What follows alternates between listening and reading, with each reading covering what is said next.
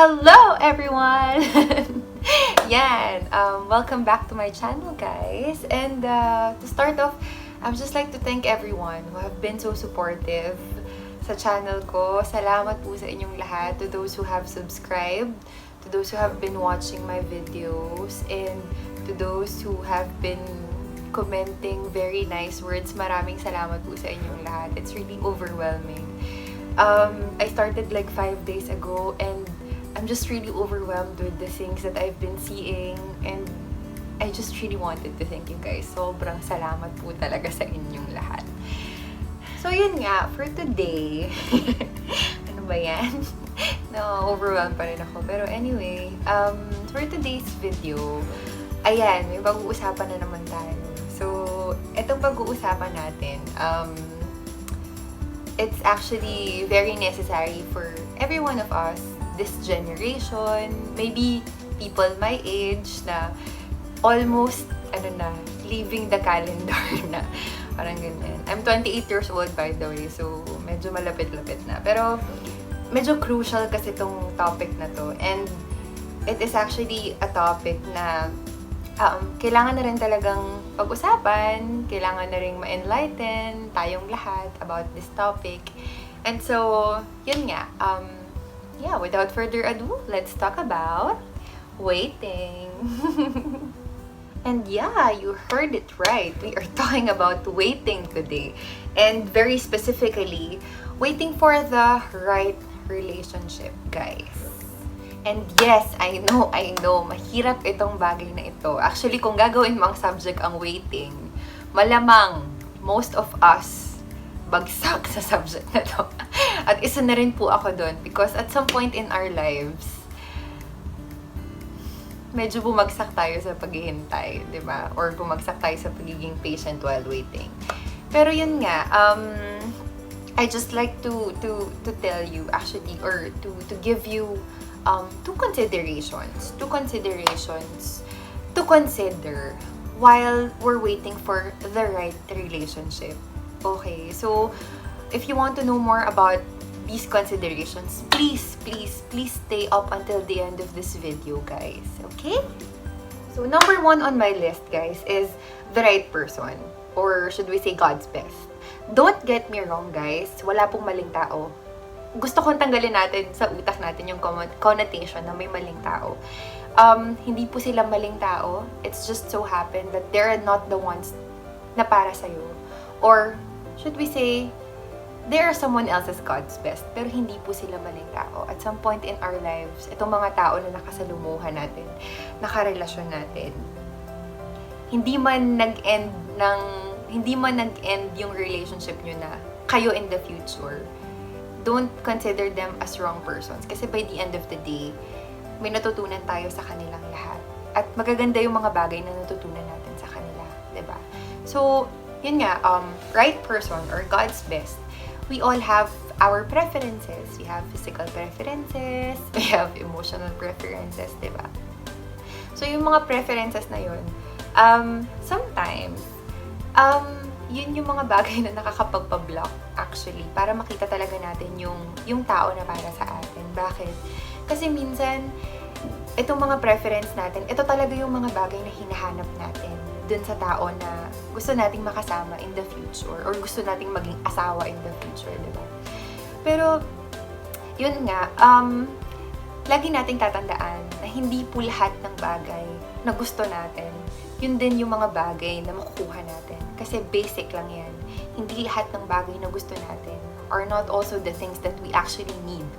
Okay? So, we have to be open for possibilities na kung gusto mo yung sobrang gwapo, hindi naman pala talaga yun ang ibibigay sa'yo ng Diyos. So, you just have to be open with all the possibilities. Open your heart, open your mind to possibilities na most probably, ang ibibigay sa'yo ng Lord is yung tao na kailangan mo. Simple lang. I'll give you an example. For example, ikaw yung tao na gustong-gusto mo na makasama in the future is yung sobrang talino. Okay, sobrang talino. Ang problema, medyo ma-attitude ka. No? And alam ng Lord na you need someone who will understand yung attitude mo. 'Diba? So, most likely, ang bibigay sa'yo, ang bibigay sa'yo ng Lord is hindi man sobrang talino, pero sobra-sobra sa pangunawa. And that is beautiful, diba? Hindi mo man nakuha na sobrang talino yung tao, but you got someone who understands you.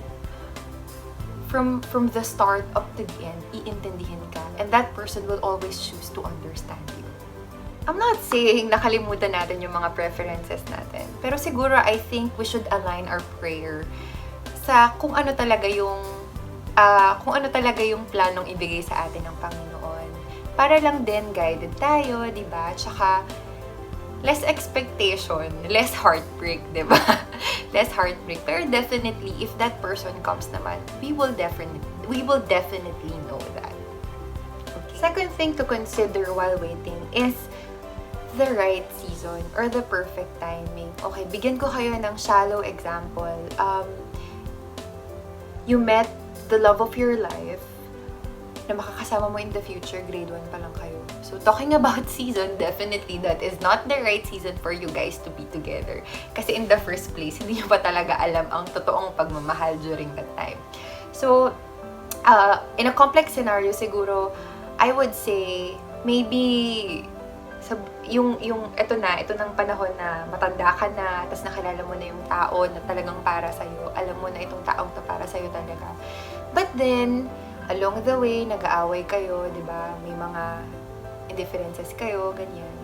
And then, you ended up na maghiwalay na lang bigla, di ba? So, siguro, that doesn't necessarily mean na hindi talaga kayo yung para sa isa't isa. Maybe, both of you has to have or has to realize pa, may mga bagay pa kayong kailangang maintindihan sa mga sarili nyo. Mga bagay na kailangang ayusin sa mga sarili nyo, na kailangan maghiwalay kayo while fixing it.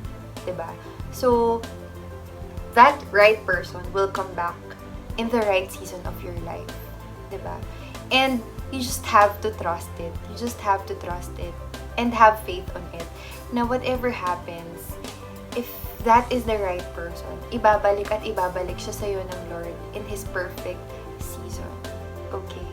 Love will flourish at the right season. Just like flowers or just like plants, meron silang mga season na talagang nagbubunga sila at bumubukadkad sila. Same also with love. It flourishes in the right season. Yeah, so these two things are crucial, no? Knowing the right person and knowing the right season. Mahirap tong mga bagay na to eh. And for us to really know kung tama na ba yung tao at tama na ba yung panahon. Siguro, firstly, we should have the right attitude kasi in waiting, no? Dapat tama yung heart natin, tama yung attitude natin sa paghihintay. And also, we should be patient as well. Remember guys, yung mga bagay na hinihintay natin ng matagal na panahon, most likely, those things are worth a lifetime, no? Yung mga bagay na hinihintay natin ng matagal, ito talaga yung mga bagay na sobrang i-cherish natin buong buhay natin. And also, be prayerful. Be prayerful. Start praying. Walang tamang panahon para sa walang maling panahon sa pananalangin. Every day, every hour, every minute of our lives is the right time to pray. Okay? And I would just like to share with you guys, I have a friend. Natuwa lang ako dito sa ano niya. Kasi, I have a friend in college. Kapag nakita niyo tong video na to, maalala niyang siya yun. Sabi niya sa akin, he started praying. Matagal na actually. And every time na pumapasok siya sa LRT, he would utter a prayer and he would say na, Lord, kung yung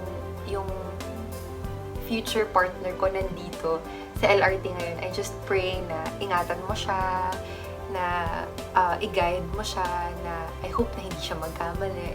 And wala lang, that's a very beautiful thing, diba? That's a nice thought to actually tell your kids in the future na parang, oy, hindi ko pa nakikilala yung nanay mo or yung tatay mo. Pinag-pray ko na siya dati pa. Okay? And it's a very, very nice thought to actually tell your kids and ma-adopt din nila sa future nila, diba? And also, be prayerful sa mga bagay na ito. Kasi, masarap talagang ipanalangin yung future natin. Kasi, everything na talagang, niluluto natin sa panalangin, for sure, we will get it. We will be able to receive it and achieve it. Talagang may fulfillment in our hearts. And, that's one of the greatest things siguro sa paghihintay ng relationship. Also guys, sa pagiging prayerful din natin, maging discerning din tayo. Ito kanina ko pa sinasabi, no? Maging discerning din tayo. We have to open our hearts also. Na, we have to know kasi, so, lahat ng bagay, talagang ipagpapa sa Diyos natin. And let God put that desire and put all those thoughts in our hearts and in our minds. Kasi, only the Lord will reveal the right person and the right season. So, I encourage you guys, if you are in that season of waiting, if you are single right now, I just really encourage you to live the best single life that you can live. I'm not saying, siguro pumarty ka or sige, manglalaki ka or mababae ka. It's not like that. Live it in a sense na alam mo in your heart that you will never have regrets in the future. And live it in such a way na makaka-glorify sa Panginoon yung magiging buhay mo as a single person, diba?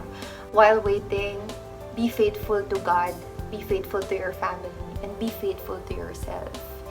And I just pray, guys, that if you are waiting or in the season of waiting right now, I just pray that you will be able to see that person coming or see that season coming with that heart that is so expectant in the Lord. Nothing will ever go wrong if you have really prayed for it. So guys, this is RA sharing all happy thoughts and so much love. See ya!